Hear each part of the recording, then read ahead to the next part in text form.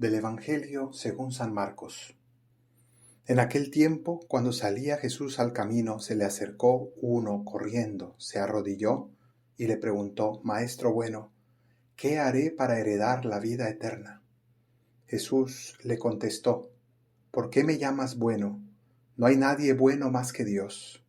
Ya sabes los mandamientos: no matarás, no cometerás adulterio, no robarás, no darás falso testimonio, no estafarás, honra a tu padre y a tu madre.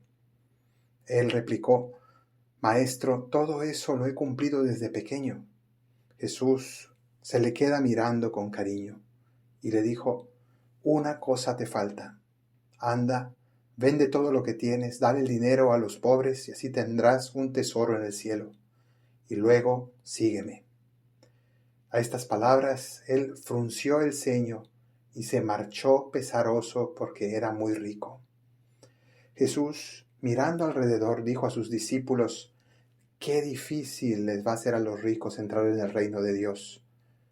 Los discípulos se extrañaron de estas palabras y Jesús añadió: Hijos, qué difícil les es entrar en el reino de Dios a los que ponen su confianza en el dinero. Más fácil le es a un camello pasar por el ojo de una aguja que a un rico entrar en el reino de Dios. Ellos se espantaron y comentaban: Entonces, ¿quién puede salvarse? Jesús se les quedó mirando y les dijo: Es imposible para los hombres, no para Dios. Dios lo puede todo. Palabra del Señor.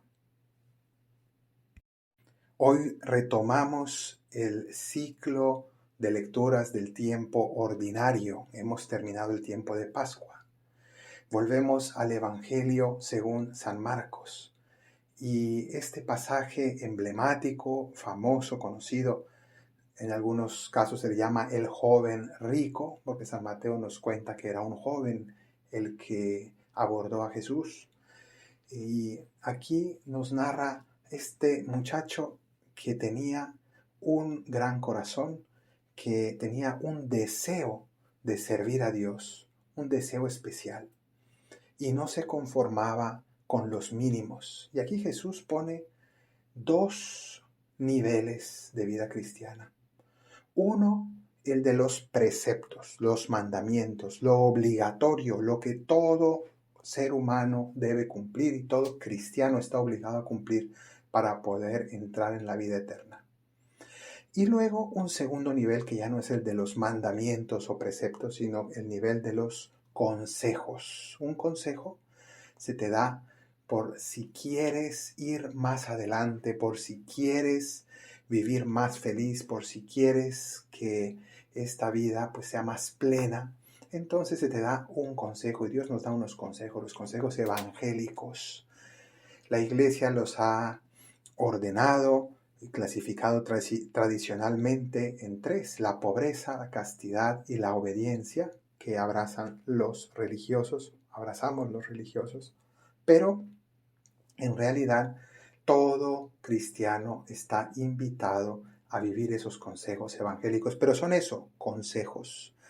Quien se siente invitado, llamado, puede hacer caso a ese llamado y profesarlos, como en el caso de la vida religiosa, y de manera externa, explícita, no solo de manera afectiva, sino también efectiva. Se deshace uno de todos sus bienes para seguir al Señor en pobreza, castidad y obediencia. Pero cualquier cristiano puede hacerlo de manera quizá no efectiva, vendiendo todo, pero sí afectiva, que significa desprendiéndose de corazón y tratando de vivir con desapego. Y por eso es tan importante esta categoría que Jesús nos dice aquí: es difícil que entre en el reino de los cielos un rico. ¿A qué se refiere con la palabra rico? No necesariamente es una categoría material, sino es una categoría espiritual, es decir, la persona apegada, abrazada a sus bienes materiales, a sus riquezas, a sus dineros, a sus negocios, a su poder, a sus comodidades, pues está completamente anclada, por decirlo así, y tiene un peso que no deja que su alma se eleve a Dios, se entregue a los demás. No es libre esa alma. Ahora bien, podemos suponer que una persona que es rica materialmente tendrá más difícil desapegarse de sus riquezas, porque de hecho las tiene. Tiene sus cuentas bancarias llenitas. Entonces le es más difícil desapegarse de esas comodidades.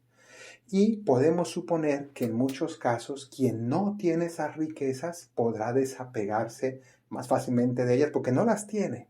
Ahora bien, es un hecho que en la vida de la iglesia ha habido personas ricas que han usado materialmente sus riquezas para ayudar al prójimo, se han desprendido y en definitiva han sido pobres de espíritu.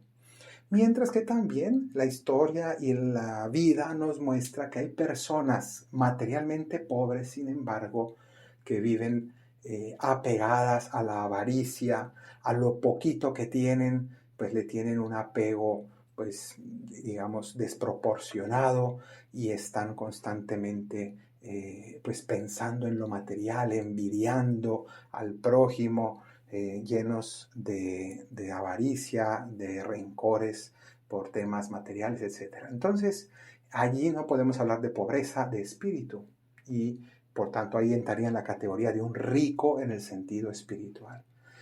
Pidámosle al Señor que nos conceda no solamente seguir sus mandatos, que ya es bastante, sino también sus consejos, porque son consejos para nuestra felicidad, para nuestro desapego, para nuestra libertad, y que podamos seguirle con todo el corazón y que nada nos ancle, nada sea lastre en esta vida para poder llegar a la plenitud de Dios. Que así sea.